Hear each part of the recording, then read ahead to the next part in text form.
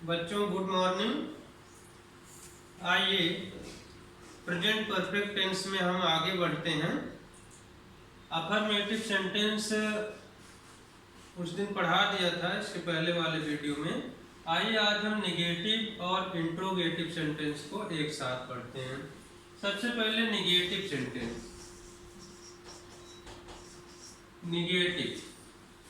Negative sentence में हमेशा आप देखेंगे तो जो हिंदी का वाक्य होगा उसमें नहीं शब्द आया रहेगा। कहीं कहीं पर कभी नहीं भी आ सकता है। तो अगर नहीं है तो उसके लिए तो हम नॉट का प्रयोग करेंगे और कभी नहीं है तो उसके लिए नेवर का प्रयोग करेंगे। बाकी जो मैंने बताया है कि एक वचन और ही सीट के साथ हम हैज का प्रयोग करेंगे और यू भी दे तथा बहुवचन के साथ हम हैव का प्रयोग करेंगे। तो हैव और हैज को ध्यान में रख करके ही हम अपना काम करेंगे कर्ता के अनुसार। देखिए इसका फार्मूला देखिए। इसमें हम सबसे पहले लिखेंगे सब्जेक्ट और सब्जेक्ट के बाद फिर लिखेंगे हैव या हैज, जो लगेगा कर्ता के अनुसार। फिर इसके बाद इसमें हम नॉट का प्रयोग करेंगे। फिर इसके बाद वर्ब की थर्ड फॉर्म लगा देंगे। फिर अदर्स मीन्स बाकी सब चीजें लिख देंगे। तो इस फार्मूले में हम अनुवाद करेंगे। जैसे उदाहरण के लिए किसान खेत नहीं जोत चुका है। किसान खेत नहीं जोत चुका है।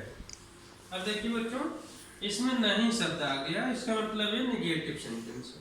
जब नेगेटिव सेंटेंस है तो हम हैव और हैज के बाद नॉट लगाएंगे तो हो जाएगा द फार्मर हैज। हैज क्यों लगा? क्योंकि फार्मर एक वचन है, एक वचन के साथ हैज लगता है। The farmer has प्लोड, PLOUGHED, प्लोड। The farmer has प्लोड। Has के बाद नॉट लगाना था यहाँ पर। नॉट क्योंकि नेगेटिव सेंटेंस है तो यहाँ पर नॉट लगा करके तब हम लिखेंगे प्लोड। देखिए the farmer has not प्लोड his field. खेत है तो केवल खेत है तो हम लिखेंगे the field. The farmer has not प्लोड the field. किसान खेत नहीं जोत चुका है। इसी तरह से बच्चों जब बहुवचन रहेगा, जैसे लड़के नदी में स्नान कर चुके हैं। अब देखिए लड़के नदी में स्नान कर चुके हैं, इसमें लड़के बहुत से हैं। जब बहुत से हैं तो यहाँ पर हैव लग जाएगा।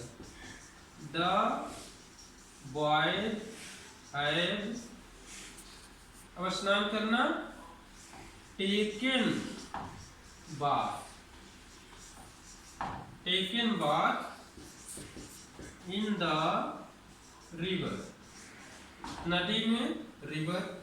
तो इस तरह बच्चों हो गया the boy had taken bath in the river. तो जब एक वचन रहे तो हैड नॉट लगाइए। जब बहुवचन रहे सब्जेक्ट का तो वहां पर हैड नॉट का प्रयोग करिए। इसी तरह से अगर कोई प्रोनाउन है तो उसे ध्यान दीजिए। जैसे तुम उसे नहीं पढ़ा चुके हो।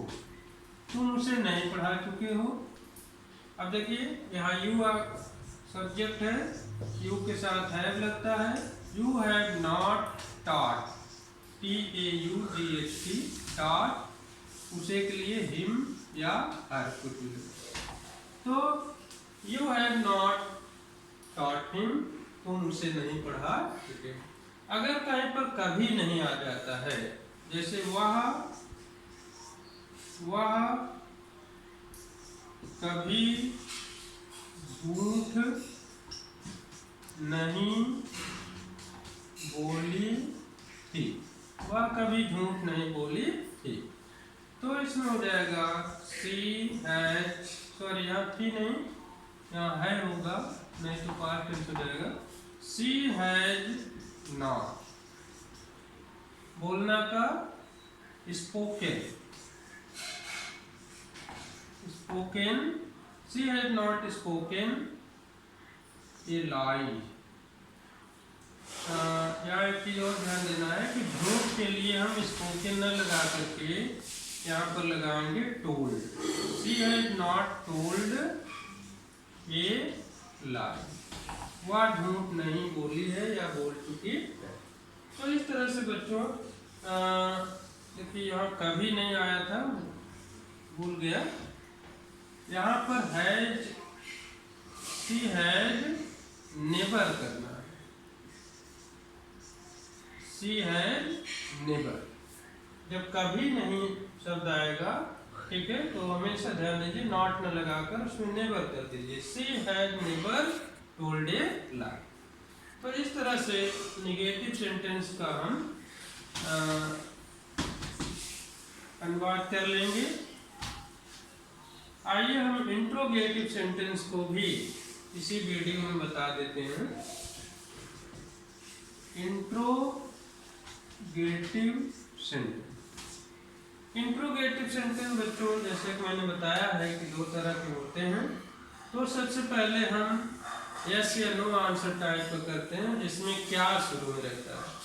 जब क्या शुरू में आएगा तो सबसे पहले है ही उसमें लग जाएगा, और अगर बीच में प्रश्नसूचक रहेगा तो उसकी अंग्रेजी सबसे पहले लिखेंगे।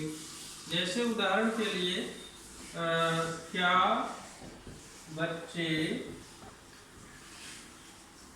मिठाइयाँ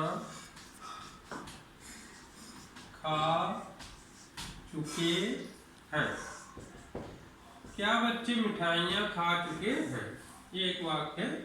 अब इसमें देखिए बच्चे बहुत से हैं, बहुवचन है, इसलिए इसमें हैव लगेगा और सबसे पहले लगेगा have the children. Have the children खाने की अंग्रेजी ईटेन, ईट एट ईटेन, तो थर्ड कौन लगा, हैव द चिल्ड्रेन ईटेन, क्या खा चुके हैं, मिठाइयाँ, स्वीट्स। तो इस तरह से बच्चों क्या शुरू में रहे तो हमेशा ध्यान देना चाहिए कि हम उसकी अंग्रेजी हैव लिख देंगे शुरू में। अब बीच में अगर आता है क्वेश्चन वर्ड तो क्या करेंगे, जैसे मैं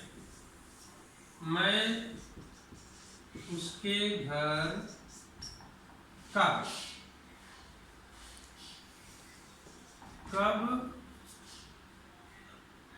जा चुका हूँ, मैं उसके घर कब जा चुका हूँ, तो इसमें हो जाएगा कब की अंग्रेजी पहले आ जाएगी, when have I gone to his house, तो when have I gone to his house, मैं उसके घर कब जा चुका हूँ।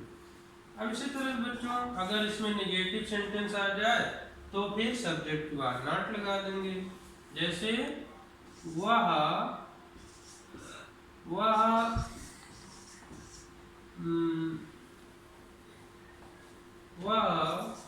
मेरे साथ कहाँ रह चुकी है, वह मेरे साथ कहाँ रह चुकी है। अब कहाँ की अंग्रेजी लगाएंगे, सॉरी इसमें हम कहीं पर निगेटिव से करना था, वह मेरे साथ कहाँ नहीं, यहाँ मान लीजिए हम लगाए नहीं, वह मेरे साथ कहाँ नहीं रह चुकी है, यहाँ पर नहीं शब्द भी, मान लीजिए इस सेंटेंस में नहीं भी है तो क्या करेंगे, तो हो गया वेयर अब यहाँ पर है वह, तो इसके लिए लगेगा है। वेयर है सी, सी नॉट, यहाँ लग जाएगा सी के बाद। वेयर है सी नॉट लिव्ड, रहना था थर्ड पॉइंट, लिव्ड मेरे साथ विथ मी। तो वेयर है सी नॉट लिव्ड विथ मी।